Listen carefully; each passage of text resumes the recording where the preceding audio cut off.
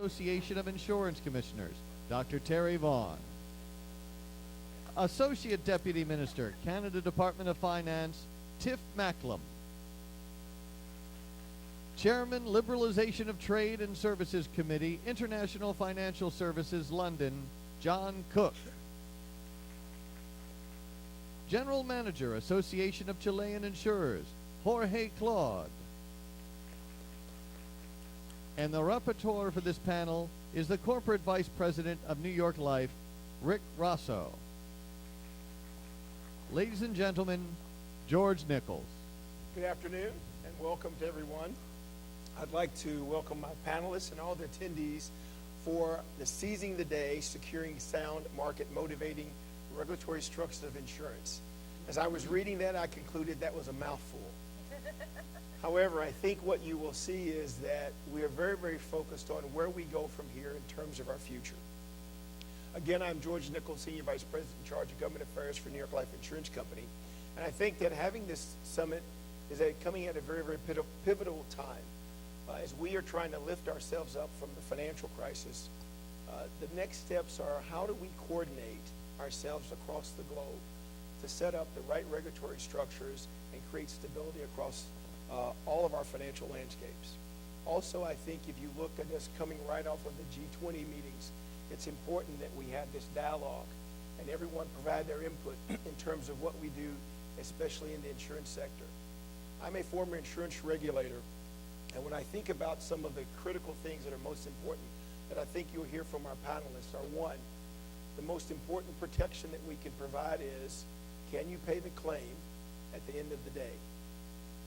The second thing that I think is important is that we establish and recognize the uniqueness of insurance. There are different liabilities that we must be concerned with, both on the short term and long term, depending on which line of insurance business you're in. But it's important that we recognize that uniqueness and the differences from banking and securities. And also, I think it's important that I want to recognize, and that is that if you look at the global financial crisis that we've been through, for the most part, insurance has been very, very successful and has not had the major failures that you've seen in other lines of insurance or other lines of business.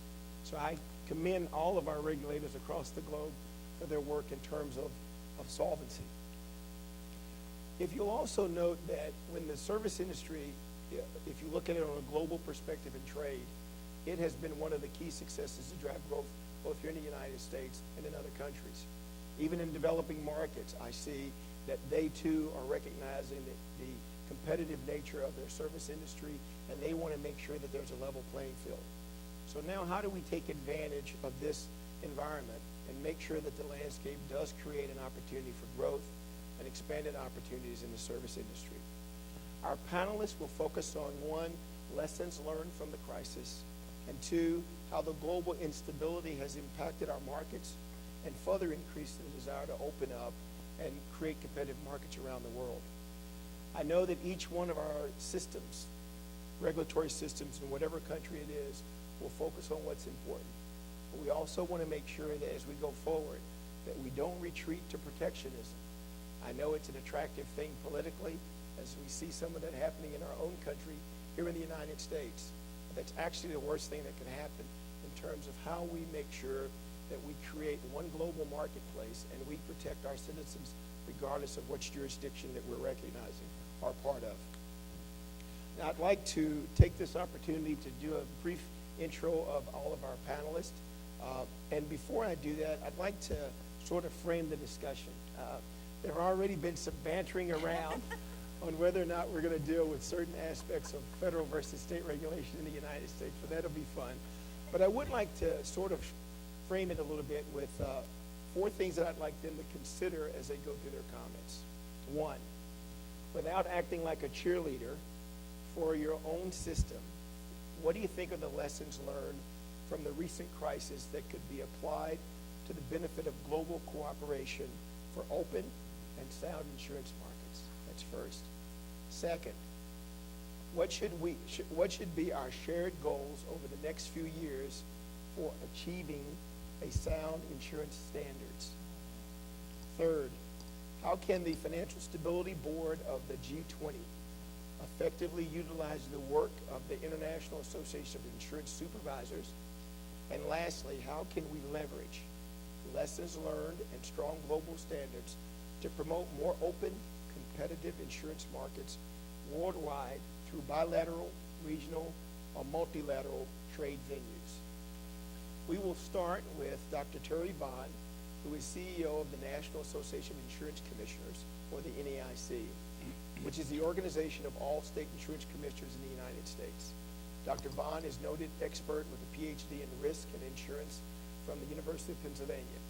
Prior to her post as the head of the NAIC and as chief spokesperson based here in Washington, Dr. Bond was a distinguished professor of insurance and actuarial science at Drake University. She is also a former insurance commissioner of the state of Iowa and the past president of the NAIC, where she led the state insurance regulatory system on the domestic and international matters. Next is Dr. Tiff Macklem, the Associate Deputy Minister of Canada's Department of Finance, and also serves as Canada's Finance Deputy to the G20 and Financial Stability Board, where insurance falls under his portfolio. Prior to this appointment, Dr. Macklem was Deputy Governor of the Bank of Canada, where he was responsible for international financial and monetary policy analysis. He holds a PhD in economics from the University of Western Ontario. Third is Mr. Jorge Claude, is the General Manager of the Association of Chilean Insurers, where he works on behalf of the membership to promote a competitive market. Mr. Claude also oversees the operations of Insurance College of Chile, a leader in financial services and insurance education. As General Secretary of the Inter-American Federation of Insurance Companies, or FEEDS, Mr. Claude is part of the leadership representing 1,200 insurers from 22 countries in Latin America, Spain, Portugal, and the U.S.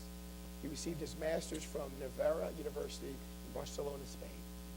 And last but not least, our friend Mr. John Cook, Chairman of the Liberalization of Trade and Services, or LOTUS Committee, of the International Financial Services London Association. Prior to this appointment, Mr. Cook was head of international relations for the Association of British Insurers, where he represented the membership before the European Commission, World Trade Organization, International Association of Insurance Supervisors. He also acted as chair of the Financial Leaders Working Group, Insurance Evaluation Team, and advisor to UK Insurance Industry at OECD Insurance Committee. Earlier in his career, Mr. Cook served as the UK government in the Department of Trade and Industry. Wow. I think I'm going to get off the stage with this impressive and most distinguished panel. But what I'd like to do is start with Terry, who's making her comments, and I've asked him to keep it to 6 to 7 minutes. Okay.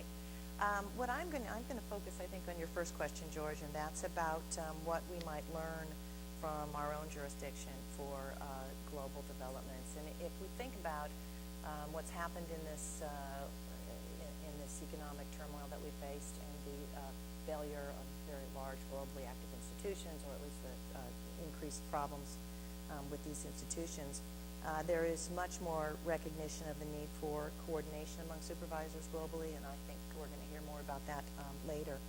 We live in the U.S., as those of you that are insurance know, we live in a system of state-based insurance regulation. It's a little unusual for the rest of the world, but it does mean that we have lived over the last many decades in a multi-jurisdictional world where we regulate our own states and companies are doing business across states. And because of that multi-jurisdictional environment that we work in, we've had to work very hard at coordination. And I thought maybe what I would do is just spend a few minutes talking about how we do that and how we get to a point where we're comfortable relying on each other, because there may be some lessons that might be valuable for other parts of the world. In the late 1980s, we had a number of insolvencies, and that led the regulators to kind of step back and say, what can we do so that we can strengthen our system and increase our confidence in each other? And they did a number of things in the early 19th under something they called the Solvency Policing Agenda. First, we created an accreditation program. We have a set of standards that apply in each state, standards for financial reporting and risk-based capital, and what kind of examinations are done, what kind of resources you have to have, and so forth. States are examined every 5 years. We actually send a team of examiners in. They go into the state, they look at the laws and regulations, and then they look at files. They see how companies have been examined, how companies have been analyzed, were problems